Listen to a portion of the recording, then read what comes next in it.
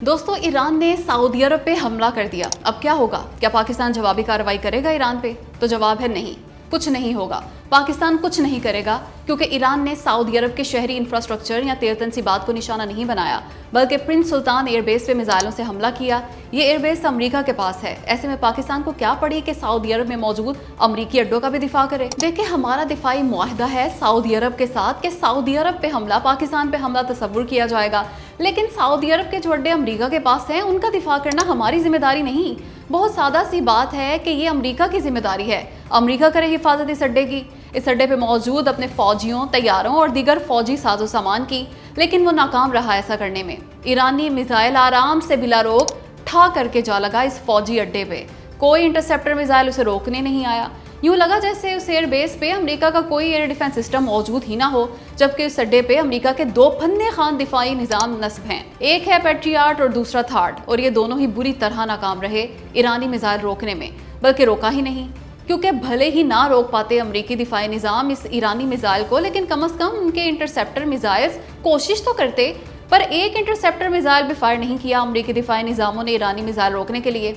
ये शायद अमेरिका की चाल भी हो सकती है ताकि सऊदी अरब को इश्तियाल दिलाया जा सके ईरान के खिलाफ।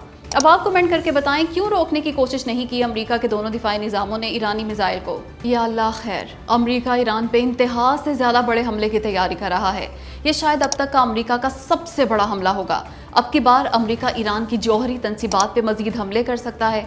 इसका मकसद ये होगा कि ईरानी यूरेनियम को मजीद गहराई में दफन किया जा सके। शायद इसके लिए अमेरिका B-2 बम्बार तैयारों से bunker buster bomb GBU-57 MOP गिरा सकता है ईरान की न्यूक्लियर तनसीबात पे। ये बम एटम बम के बाद दुनिया का खतरनाक तरीन बम है। ये बंकर बस्टर बम सिर्फ B-2 बम्बार तैयारों ही से गिराया जा सकता है। इन B-2 बम्बार तैयारों के लिए अमेरिका को चाहिए इन्हें फिजा ही में ईंधन फराहम करने वाले रीफ्यूलिंग तैयारे, इसलिए वो मजीद कई दर्जन रीफ्यूलिंग तैयारे इसराइल भेज रहा है। असल में नए खौफनाक अमरीकी मुमकिना हमलों की खबर दी है अमरीकी वेबसाइट Axios ने। लिखा, अमरीका ईरान के खिलाफ बहुत बड़े फौजी ऑपरेशन पे गौर कर रहा है। इस सिलसिले में वो इसराइल में मजीद दर्जनों रीफ्यूलिंग तैयारे भेज रहा है। मंगल को की थी अमरीकी सदर डोनाल्ड ट्रंप ने सिचुएशन रूम में मीटिंग। उस मीटिंग में उन्हें ईरान के खिलाफ बहुत बड़े फौजी प्लान्स पेश किए गए।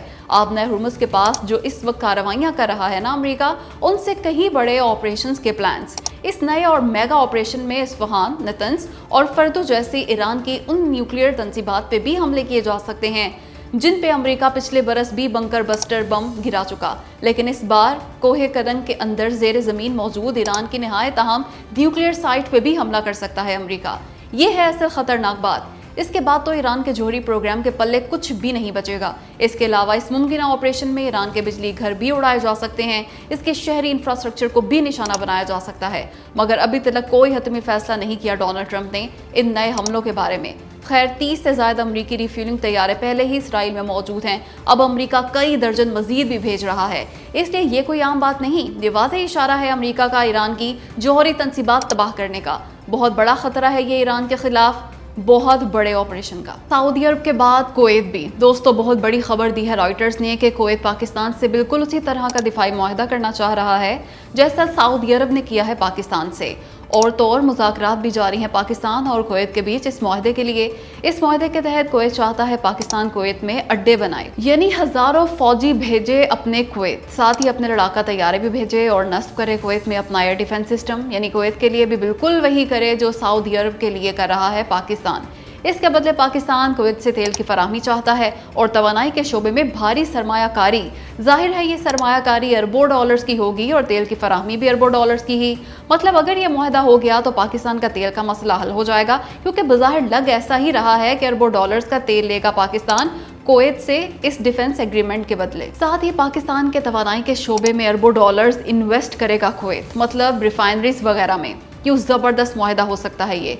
असल में कुवैत का पाकिस्तान से इस मुआहदे की ख्वाहिश जाहिर करना हद से ज़्यादा बड़ी पेशरफ्त है, क्योंकि कई बार खबर आ चुकी है कि कतर के साथ पाकिस्तान का सऊदी अरब की तर्ज का दिफाई मुआहदा होने जा रहा है और अब कुवैत भी आ गया मैदान में।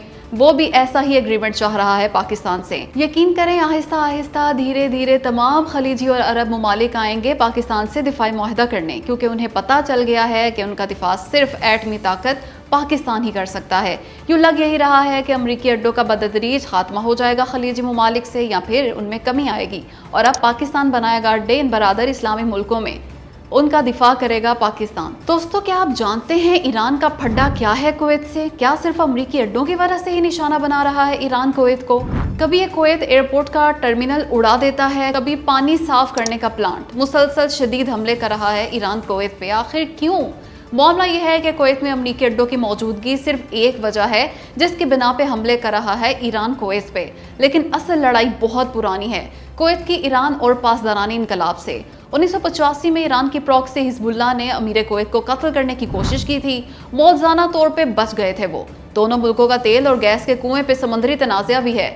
کویت نے اپنی ہی پارلیمان کے کئی اراکین کو بھی گرفتار کیا ہے۔ الزام ہے یہ لوگ عرصہ دراز سے ایران کے خفیہ ایجنٹ تھے، لیکن پاسدارانی انقلاب کو شاید سب سے بڑا غصہ یہ ہے کہ کویت نے اس کے 4 اہلکار گرفتار کر لیے تھے۔